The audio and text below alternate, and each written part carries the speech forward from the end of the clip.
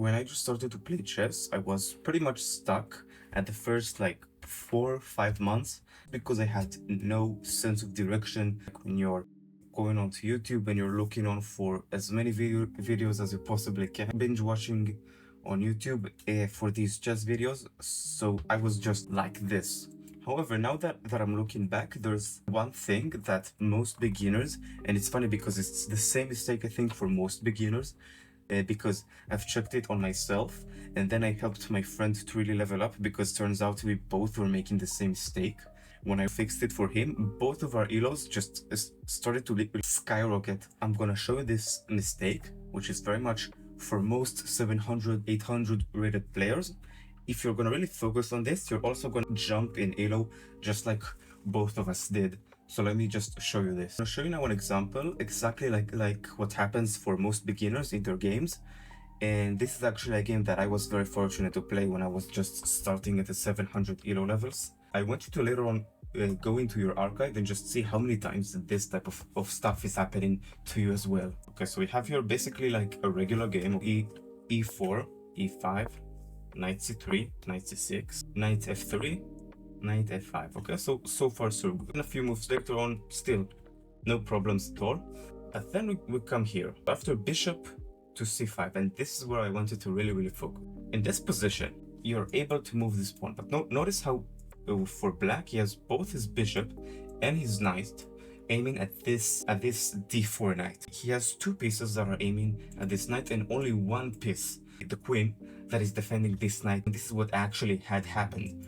White forgot that his piece is only defended by queen, and you have done the move knight to D5. He essentially blundered this piece. Okay, this piece can essentially be completely captured. It's completely for free now. Now pause this video, go into your archives and see how many times you just blunder a piece. If you're really a 700 elo level player, this happens a lot, okay? Because it happened for me almost in every single game that I played at this elo level. So here's what probably White thought, okay? So he thought, okay, this knight, okay, this knight that is right here, I want to put it on D5 because there's no pawn that could attack it. But what happens is this knight from C3 to D5, that you neglect, the other knight is under attack. This type of mistakes, this mistake where you're completely focusing on one side of the board, on one part, it's called tunnel vision. I'm going to show you, of course, later on how to solve this. In this example, tunnel vision is just knight here,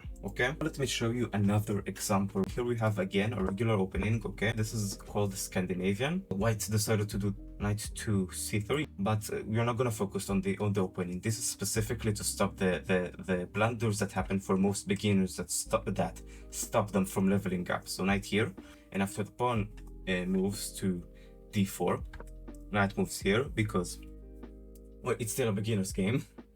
But yeah. So after this happens, black have done the move pawn to C6, okay? So the idea is, of course, I'm gonna aim at this knight. And here again, this is the same type of mistake like before. You're focusing on something else and you neglected the fact that this knight is just under threat. In here, White has done the move bishop to C4, okay? And so again, this is pretty similar to before. You're neglecting a threat which is happening on the board, and that leads to you eventually losing the same piece. And so in here, it was a pawn take. It happened, so this is essentially the same example, but in a different position. How many times this happens to you? When I just started to play chess, this, by the way, are two blunders that I've made from when I was just around 700 elo, and these both mistakes happened to me. And so now, let's talk about how you actually solve this, because if you've watched the video so far, probably this happens to you a lot as well. So let's now talk about how to solve this, so for you it will never happen again and you could improve from 700, 800 to 1000, because this is one of the mistakes that happen the most. It's just pure blunders. Let's now talk about the solution. The solution is actually very simple. In this position, okay, there is a technique in thinking that you're supposed to have before every move that you make. It's basically going like this. You're doing something which is called a blunder check.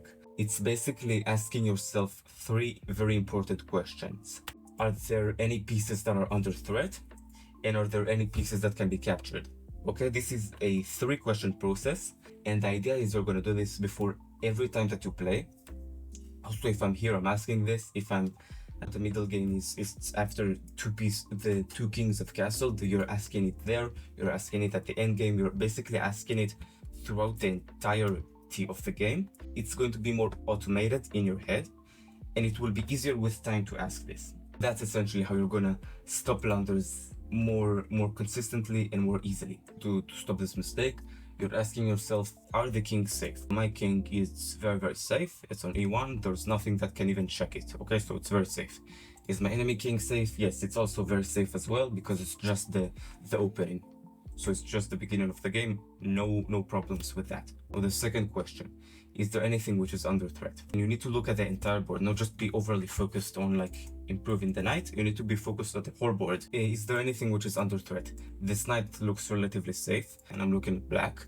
I can see that his knight and bishop are aiming at my own knight. So this knight is only defended by the queen.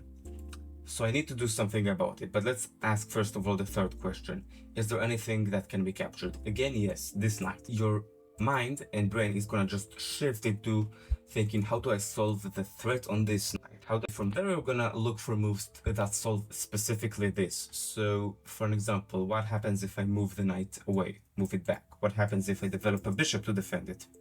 Which is also a possibility. Then you're gonna think about these types of moves, and not just moves like knight to d5. So for example, you're gonna do a move like this. Then it's very simple, because you're gonna prevent yourself from blundering. Let me show you this in the second example. So if I'm in this position, the second example that I've just shown you, and I see this move, okay? I see black making pawn to c6, and I'm as white thinking, okay, is there anything that is under threat? Are the kings safe? Yes, they're very safe. Black aims at my knight, okay? Is there anything that can be captured? Again, yes, my knight, because there's sometimes where a piece can be under threat, and in a few moves later, it could be captured, so it's not entirely the same. So you need to ask yourself this too. So is the knight under threat, and can it be captured? Yes. So I need to solve this first. And then you're gonna come up with ideas, and not things like bishop to c4, because you're gonna think specifically about this. So what can we do? Okay, we need to obviously retreat it somewhere. How do I solve this problem of the knight being possibly captured? Well, there's no obvious answer to this, because every move, if I do this, for an example, it could usually move here and attack my knight. If I move here, the same thing. We are looking specifically to stop the one-mover blunders. So you're gonna come with a solution similar to this, knight to f4. Okay, just moving it back. That's basically how you solve one-mover issues that happen for most beginners. Again, if you're gonna look into your games, I'm pretty sure that this happens most of the times. And so it's very important to notice when they happen for you, so that you could stop them just with blunder checks. And again, you're doing them on repetitive for the most of the game. And it's very important to utilize when your opponent does them. So that's why we're asking these questions for both sides. Is there anything which is under threat for me and for my enemy? That's it for today's video. If you have any questions, leave them down below. I will do my best to answer all of them. If you really want to improve at chess, and you're at the moment 700, I kind of know what the next issue that you're gonna face in chess is after you minimize your blunders, the blunders that you're making. So you could consider like going down into the description. There is like the coaching program that I provide you, so that you could improve a lot faster. That's it for today's video. Bye bye. See you next time. Peace.